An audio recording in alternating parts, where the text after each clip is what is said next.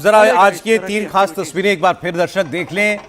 सोमनाथ मंदिर में प्रधानमंत्री मोदी की पूजा, उसके बाद जब वो बाहर निकले तो प्रांगण में मिले जो कलाकार थे उनके साथ उन्होंने जिस तरीके से इंटरैक्ट किया, खुद ढोल बजाया।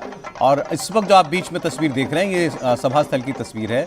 प्रधानमंत्री थोड़ी देर पहले यहाँ पहुँच चुके हैं और अभी वहाँ और भाषण हो रहे हैं। अभी हर्ष सांघवी देख रहा था मैं, डिप्टी सीएम, वो भाषण उनका हो रहा है, पर्व मनाया जा रहा है। ये उनके भाषण की एक ब्रॉड थीम ये तो होगी ही होगी, लेकिन इससे आगे वो कहाँ क्या संदेश देते हैं ये उनके भाषण को सुनने के बाद जो है वो पता चलेगा कि वो डेवलपमेंट और उसके साथ साथ सांस्कृतिक धरोहरों को संजोए कर रखना वो। और नीचे आप गौर कीजिएगा क्या लिखा है, अखंड भारत अखंड सोमनाथ।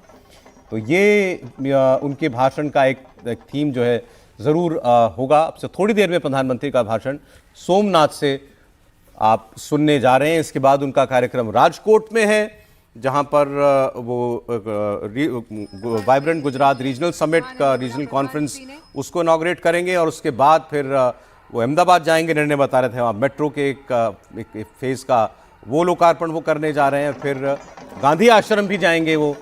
तो ये 4 बड़े कार्यक्रम उनके आज पूरे दिन के लगे हुए हैं और प्रधानमंत्री आज पूरे दिन इस लिहाज से व्यस्त तो है ही, लेकिन सबसे बड़ी हाईलाइट यही है जो आज का कार्यक्रम इस वक्त आपने देखा। सोमनाथ मंदिर पर हुए पहले हमले के 1000 वर्ष पूरे होने के मौके पर सोमनाथ मंदिर जिस शान के साथ खड़ा है, सोमनाथ मंदिर जिस भव्यता के साथ इस स्वरूप में आपको दिखाई दे रहा है, उसका गौरव करना, उसका स्वाभिमान करना, और इसलिए नाम दिया गया सोमनाथ स्वाभिमान पर्व।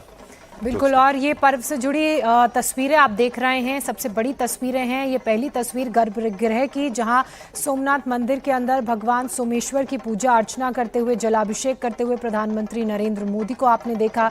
उसके बाद जब उस शौर्य सभा में प्रधानमंत्री पहुंचे तो आप देख सकते हैं कैसे उनका स्वागत किया गया। उन्हें पगड़ी पहनाई गई, रुद्राक्ष की माला पहनाई गई, त्रिशूल दिया जिसमें डमरू लगा हुआ है। और अगर सौराष्ट्र के लिहाज से इन तस्वीरों को देखा जाए तो आज इन तस्वीरों को देखकर लगता है कि पूरा सोमनाथ परिसर जो है वो इस वक्त शिव की भक्ति में रमा हुआ है। सौराष्ट्र की हवा में सोमनाथ का इतिहास दर्ज है और सौराष्ट्र का जो वहाँ पर अरेबियन सी की ऊंची ऊंची लहरें उठ रही हैं वो उन योद्धाओं की क्रांति, उनकी वीरता का संदेश अपने अंदर समेटे हुए हैं जो इस पर्व के जरिए जन जन तक पहुँचाने की कोशिश की गई है। निर्णय लगातार हमारे साथ बने हुए हैं। निर्णय बस चंद क्षणों का और इंतजार, जब प्रधानमंत्री नरेंद्र मोदी बड़ी संख्या में पहुंचे, लोगों को लाख की संख्या में लोग वहां पहुंचे हुए हैं। आप बता रहे थे उन्हें संबोधित करेंगे और उनके संबोधन के लिए हर कोई आतुर भी नजर आ रहा है। लेकिन उस संबोधन से पहले सौराष्ट्र सोमनाथ मंदिर का जो इतिहास, सौराष्ट्र की हवा, समुद्र की लहरें समेटे हुई हैं, वो इस कार्यक्रम के जरिए हर किसी ने देखा। बिल्कुल, देखिए जैसे अभी सौरभ बता रहे थे, अखंड भारत अखंड सोमनाथ।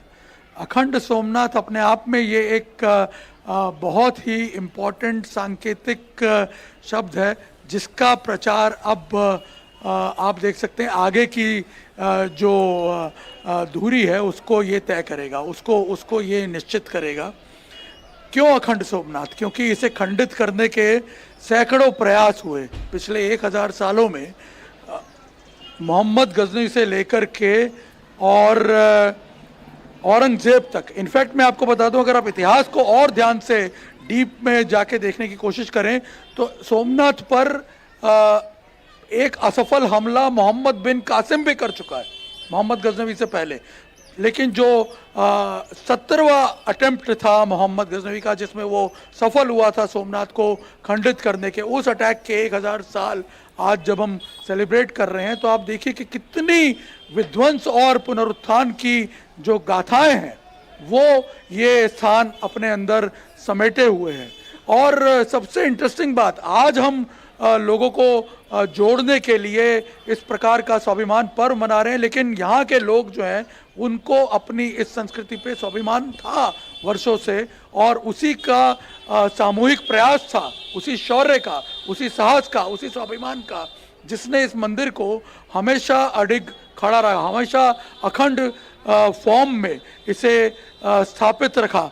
1560 का यदि मैं आपको एक एग्जाम्पल बताऊं तो 1560 में इस मंदिर का निर्माण इससे पहले जितनी बार भी ये खंडित हुआ, इसका जीर्णोद्धार उस वक्त के राजाओं ने किया, चाहे फिर वो भीमदेव प्रथम हो, भीमदेव द्वितीय हो, या फिर कुमारपाल सोलंकी हो, करणदेव हो, महिपाल सिंह हो। लेकिन 1560 में इस मंदिर को यहाँ के लोगों ने खुद मिलकर के अपने सामूहिक प्रयासों से खुद इसका जीर्णोद्धार करवाया था, और उसको भी औरंगजेब ने बाद में तोड़ दिया। तो आप देखिए, और उसके बाद फिर ये मंदिर जो है ये दोबारा जब आज़ादी के बाद सरदार पटेल ने इस भव्य फॉर्म में खड़ा करना शुरू किया गया, तब ये परिकल्पना की गई थी कि इसे वापस उसी तरह से स्वर्ण मंडित किया जाएगा। आज आप देख सकते हैं कि उसका काम लगभग 50% से ज़्यादा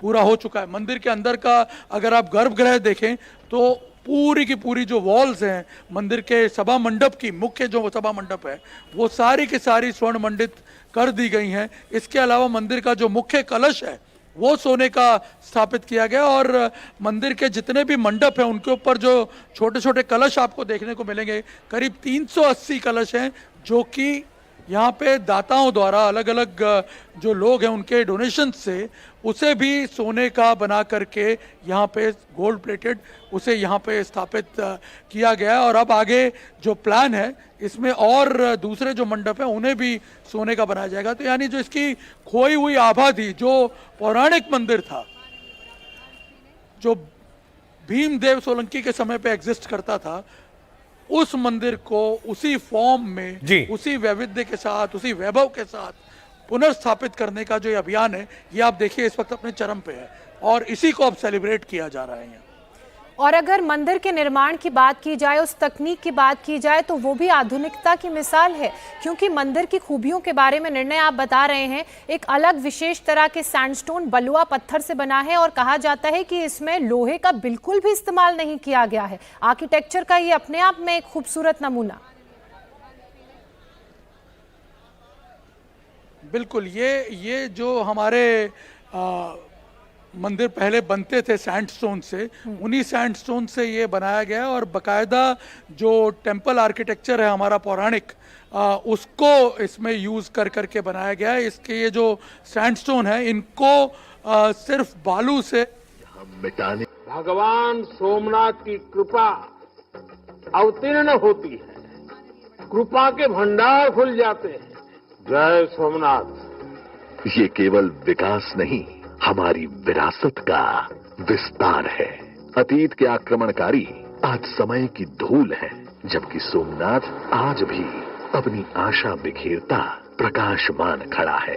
हम देश के अतीत से जो सीखना चाहते हैं, सोमनाथ जैसे आस्था और संस्कृति के स्थल उसके अहम केंद्र हैं।